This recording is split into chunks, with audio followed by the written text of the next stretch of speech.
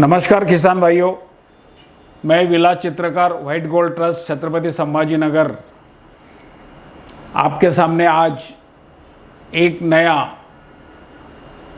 खेती में जो अपन बुआई करते हैं उसके बारे में नया विषय जो है वो ऐसा है, सोयाबीन के बीजों की उचित सही ढंग से देखभाल और बीजोपचार का महत्व, इसके ऊपर अपन थोड़ी सी चर्चा कर रहे हैं। और ये चर्चा में आपको कुछ अच्छे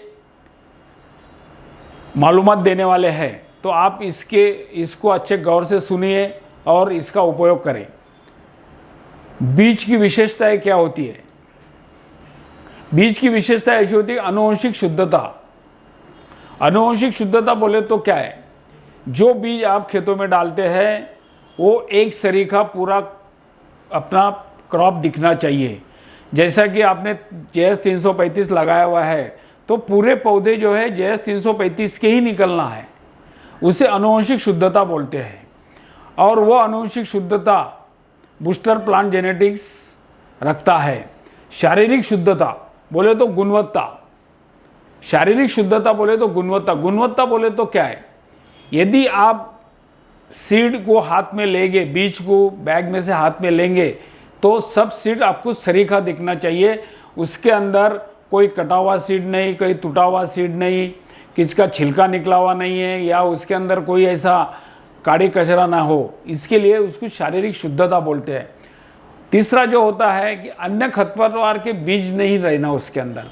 यदि अन्य खरपतवार के बीज यदि रहते हैं तो खेत के अंदर आपको खरपतवार का आपको सामना करना पड़ेगा और बीज अंकुरण शक्ति दिखाई जाती है। बीज अंकुरण शक्ति बोले तो आज जो कृषि विभाग जो है वो कहता है कि भाई 80% के ऊपर अपने को कम से कम सोयाबीन की बीज अंकुरण शक्ति चाहिए। पर आज आपको हम जो बीज अंकुरण शक्ति दे रहे हैं ये 85% के ऊपर दे रहे हैं। ये सब आपको जब बीज लेते हो तो ये सब चीज़ें ख्याल में रखना चाहिए कि कौन सी कंपनी आपको सही ढंग से बीज दे रही है। बीज की उचित हैंडलिंग, बीजों का जो आपको देखभाल करनी है, सोयाबीन बीज की उचित हैंडलिंग बोले तो देखभाल जो करनी है वो उसको कैसी करनी है?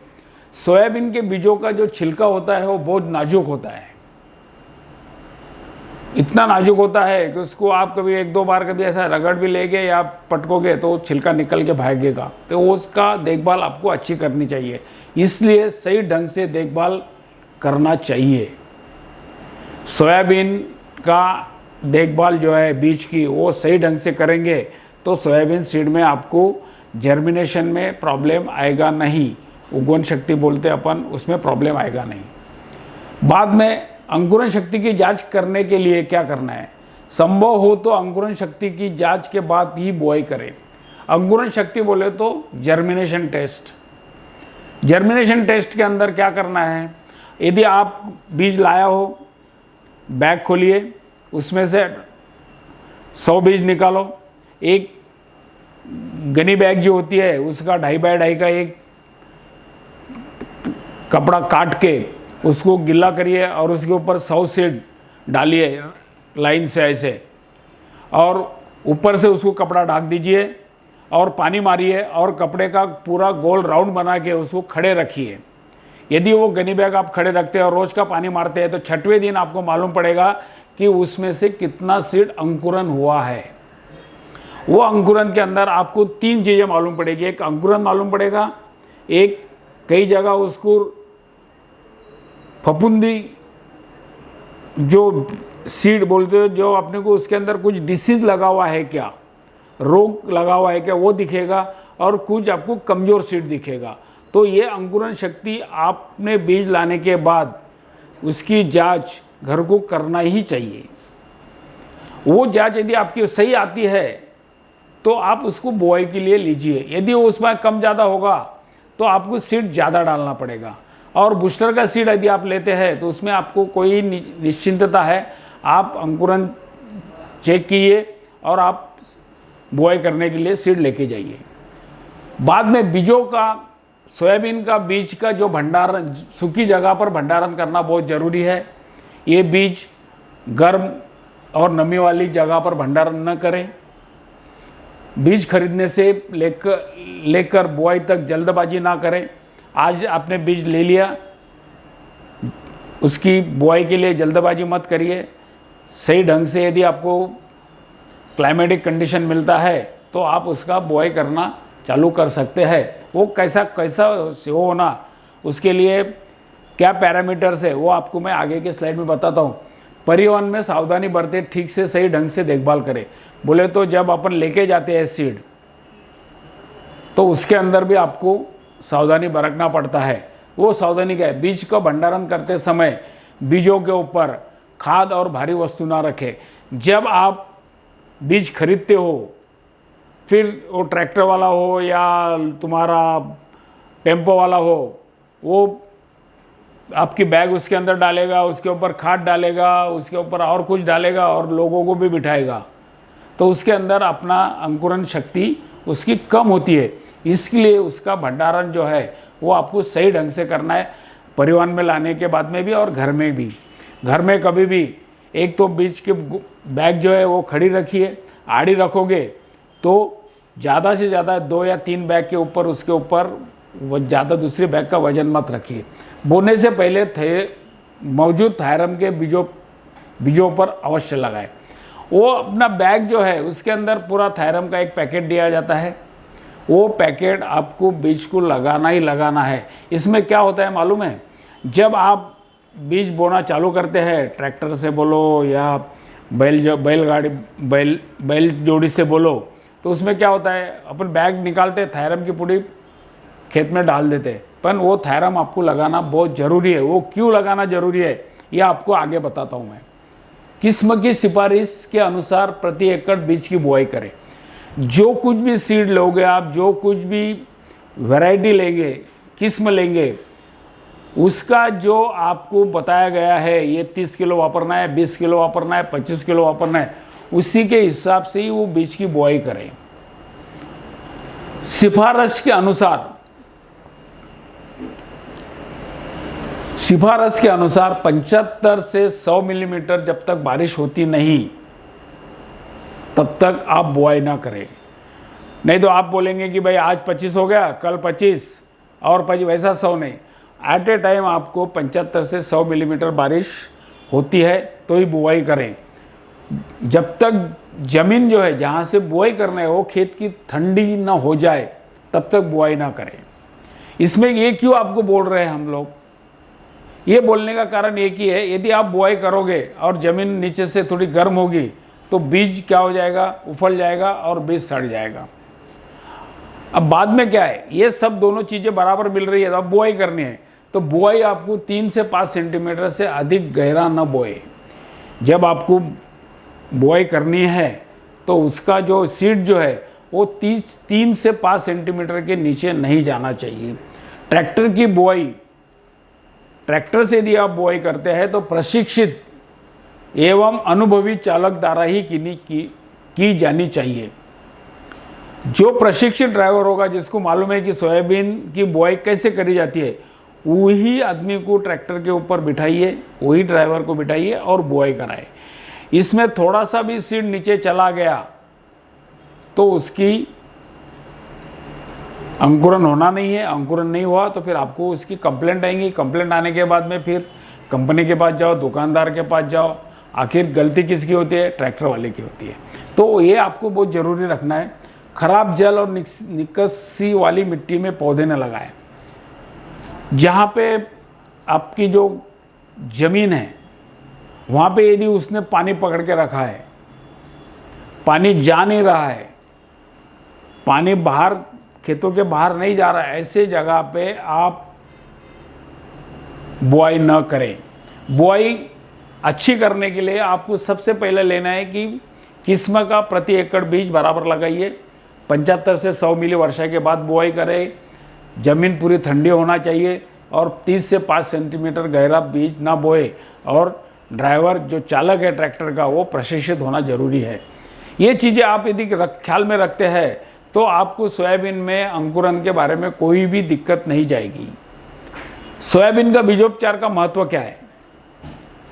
बहुत जगह पे जैसा मैंने अभी बता दिया आपको कि बैग के अंदर थायरम होता है, आप लोग निकालते और बाहर फेंक देते हैं, पर इसका महत्व क्या है? बीजों द्वारा फैलने वाला फफूंदी जनित बोले तो बुरशी, फफूंद बोले तो बुरशी रोग के लिए थैले में ये जो बीज के कवच के ऊपर ही कुछ बुरशी बैठी हुई है, उसके लिए थैले में दिया हुआ मौजूद हुआ थायरम 3 ग्राम प्रति किलो लगाना जरूरी है। इसमें क्या होगा वो तो है, और आपके जमीन में यदि कोई बुरशी या फफूंद पड़ा हुआ है कोई रोग का, तो उसके लिए भी आपको कंट्रोल करने के लिए थायरम काम करेगा। बाद में तना कीटक, इसको अपन स्टेम बोरर बोलते हैं, खोड़ कीड़ा बोलते हैं, और चक्री भुंगा के नियंत्रण के लिए आपको रियांस 4 मिली प्रति किलो बीज का प्रयोग करना जरूरी है। यदि आप पहले टाइम में रियांस का यदि काम करते हैं तो पहले 20-22 दिन तना कीट और चक्री भुंग के लिए आपको स्प्रे करने की ज़रूरत नहीं पड़ेगी। यदि बहुत सारा बड़ा है तो आपको स्प्रे लेना भी पड़ेगा, ऐसा 100% नहीं बता सकते, पर ये यदि आप कर सकते हैं तो वो आपको इससे छुटकारा मिल पाएगा। और उसके बाद में यदि अंकुरन हो रहा है, अच्छा हो रहा है, होना है, तो सफ़ेद जोड़ की विकास, सफ़ेद जड़ें होती है ना, मूलिया, उसका विकास और उसकी वृद्धि बढ़ना के लिए आपको राइजर 4 मिली का प्रयोग करना जरूरी है। ये जो हम यहाँ पे राइजर दे रहे हैं ये उच्च प्रति का ह्यूमिक एसिड है, लिक्विड फॉर्म में है। इतना अच्छा ह्यूमिक आपको बाजार में कहीं नहीं मिलेगा। ये प्योर फॉर्म में, लैग्नाइट फॉर्म में आपको ये ह्यूमिक एसिड हम देते हैं। इसका प्रयोग किए सभी को मिलाकर 1 किलो बीज पर लगाना चाहिए। अभी इसको क्या करना चाहिए आपको? 30 किलो का बैग है, 30 किलो के बैग के अंदर 100 ग्राम या 90 ग्राम थायरम का पुड़ी दिया हुआ है, उसको फोड़िए, एक घमेला लीजिए ऐसा। उसके बाद में 120 ml रियांस डालिए, 120 ml राइजर डालिए, उसका पूरा घोल बनाइए। और घोल बनाने के बाद में आपको वो जो सीड आपने जो गोनी के ऊपर रखा हुआ है, प्लास्टिक गोनी के ऊपर, उसको ऐसा फैला दीजिए और हाथ से हिलाना चालू करें या हल्के हाथ से उसको मिलाइए। मिला के आप थोड़े देर तक सूखने दीजिए और बोने के लिए दीजिए। यदि आपको ये सीड 4 दिन 5 दिन पहले भी आप ट्रीटमेंट करके रख सकते हैं तो ही चलेगा, कोई प्रॉब्लम नहीं।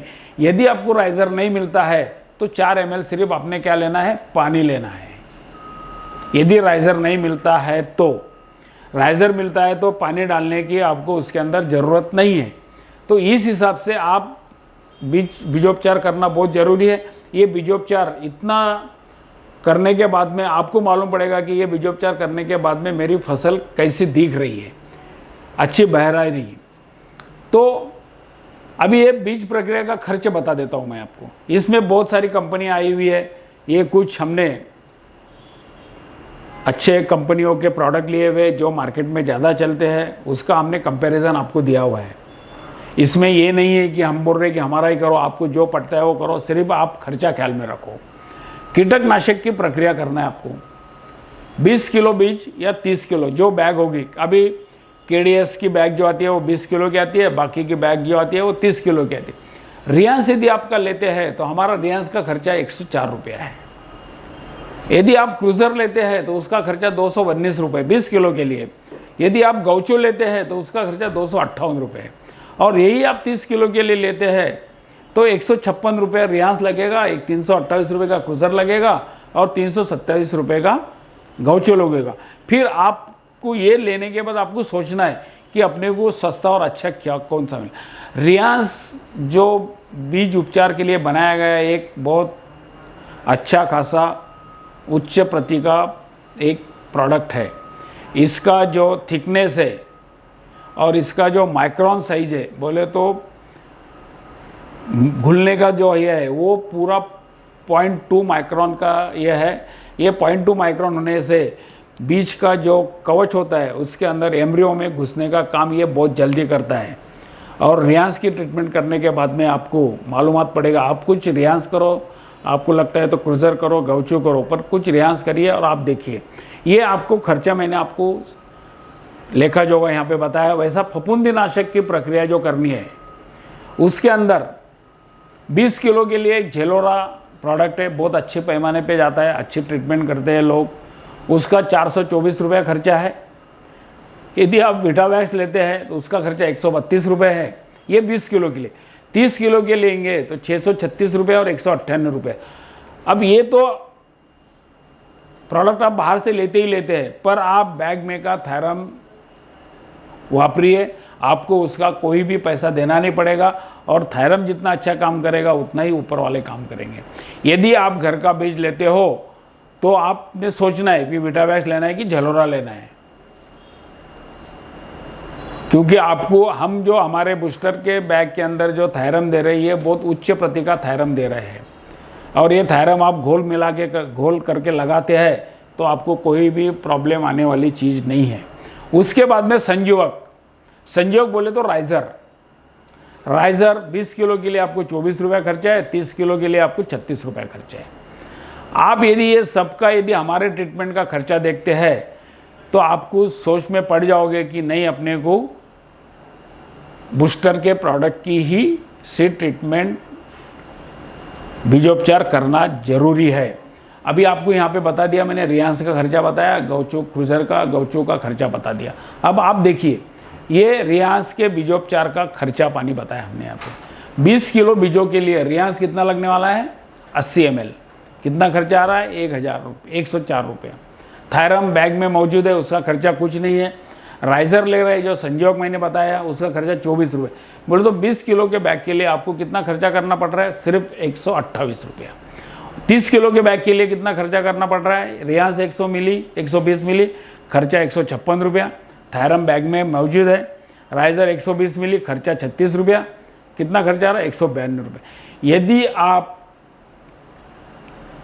रियांस का बीजोपचार करते हैं या बूस्टर के प्रोडक्ट का बीजोपचार करते हैं तो सबसे कम खर्चे में अच्छा बीजोपचार होके आप जब बीज खेतों में डालोगे, बुआई करोगे, उसके बाद में जब निकलेगा अंकुरन, जब आपको पता चलेगा कि नहीं, ये मैंने बहुत सही ढंग के बीजोपचार किया है। तो बीजोपचार करना आपको बहुत ज़रूरी है।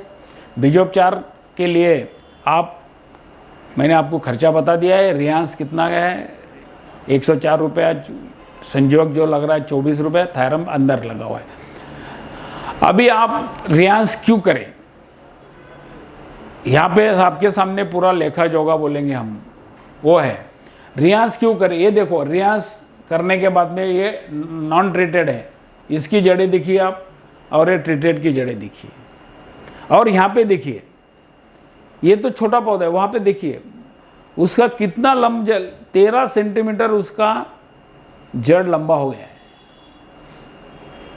यदि इतनी अच्छी जड़ें मिलती है और ये जड़ें मिलने के बाद में पौधे में जो ताकत आती है, वो ताकत आने से ये जो है यहाँ पे कोई भी कीड़, कोई भी रोग आना नहीं है। क्योंकि जब अपने आंग में ताकत और खून अच्छा रहेगा तो आपको कोई बीमारी को आपको आगे जाना नहीं पड़ेगा। बीमारी आपो आपके पास से निकल के जाएंगी। तो आपको रियांस का बीज ट्रीटमेंट का मैंने ट्रीटमेंट का यहाँ पे लेखा जोखा बताया हुआ है, बगैर किया हुआ, नहीं किया हुआ और उसकी जड़ कितनी लंबी है। तो आप ये मैंने पूरा बीजोपचार का बता दिया है, हैंडलिंग का बता दिया है। अभी आपको कम वर्षा होने पर किए जाने वाले उपाय, यदि बारिश कम होती है तो आपने कैसा करना है। बारिश यदि सही ढंग से है, खेत आपके लेवल में है, कोई वांधा नहीं, आप रेगुलर आपकी सोइंग करिए, कोई प्रॉब्लम नहीं है। सोइंग करते टाइम में आपको ढलान को ख्याल में रखते हुए, आपको खेत में जब आप ट्रैक्टर डालोगे तो खेत की जो ढलान है उसको ख्याल में रखते हुए आपको बुआई करनी जरूरी है। ढलान पर विपरीत दिशा में हल चलाए। पहले तो आपको काश्तकारी करना जरूरी है, उसकी पूरा इंटरकल्टिवेशन करना है। तो क्या करेंगे आप? ढलान पर विपरीत दिशा में हल चलाइए। और अंतर शास्त्र क्रिया करें बोले तो अंतर मशागत करिए। ढलान पर 37 रूप से बुआई करें। बीबीएफ विधि से बुआई करें। बीबीएफ यंत्र जो होता है, जो अपना ट्रैक्टर का पेरनी यंत्र जो होता है, सीड सोइंग मशीन, उसका सिंपल सा बता देता हूँ मैं आपको। उसको 6 फंटन होंगे बुआई के, उसमें से 2 बाजू वाले जो 2 है उसको निकालो, बीच में 4 वाले लगाओ, चारों में से सीड जाएगा और बाजू वाले 2 आपको बड़ी लाइन लेके चलेंगे, खाली लाइन लेके चलेंगे। उससे यदि आप करते हैं और उधर से वापस आने के बाद ये खाली जो आपका आखिरी वाला जो फंटा चलेगा, उसके बाद में आपको वो मिलेगा, तो उसमें बड़ा गैप मिलेगा और वो जो जगह खाली मिलेगी, वो खाली जगह में आपको फ़ायदा क्या होने वाला है, यदि बारिश ज़्यादा होती है तो पानी निकल जाएगा, बारिश कम होती है तो वहाँ पे पानी रुकेगा, तो वो आपका क्रॉप वो पानी को ले लेगा। और वो बीबीएफ से आपको जब आपको छिड़काव करना है तो छिड़काव के लिए भी आपको सही ढंग से उस एरिया से आप चल सकते हैं, क्योंकि सोयाबीन के अंदर जब छिड़काव करना रहता है तो थोड़ा जानवरों की भीति होती, डर होता है। तो वो डर न होने की वजह से आप जो खाली जो आपकी एक पूरी ये जा रही है, सरी जा रही है, उसमें से आप जाके उसको स्प्रे छिड़काव कर सकते हैं। और यदि आपको पानी की ज़रूरत पड़ी, सिंचाई की ज़रूरत पड़ी, तो उसके अंदर से आप सिंचाई अच्छे से कर सकते हैं। तो ये कम वर्षा होने के जिस साल होगी, तो ये आपको ख्याल में रखना पड़ेगा और बीबीएफ का विधि आप उपयोग करिए, अच्छे से आपकी फसल आ जाएगी।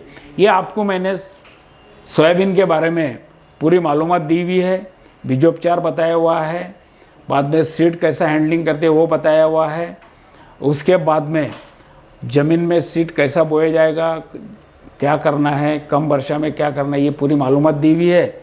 इसके लिए आपको यदि प्रॉब्लम कुछ आता है तो हमारा हेल्पलाइन का नंबर दिया हुआ है 88 88 16 78 88। ये नंबर के ऊपर आप ज़रूर फ़ोन करिए। आपको आपके जो कुछ भी दिमाग में जो कुछ भी प्रश्न चल रहे होंगे उसका पूरा उत्तर आपको हम दे देंगे। धन्यवाद, नमस्कार।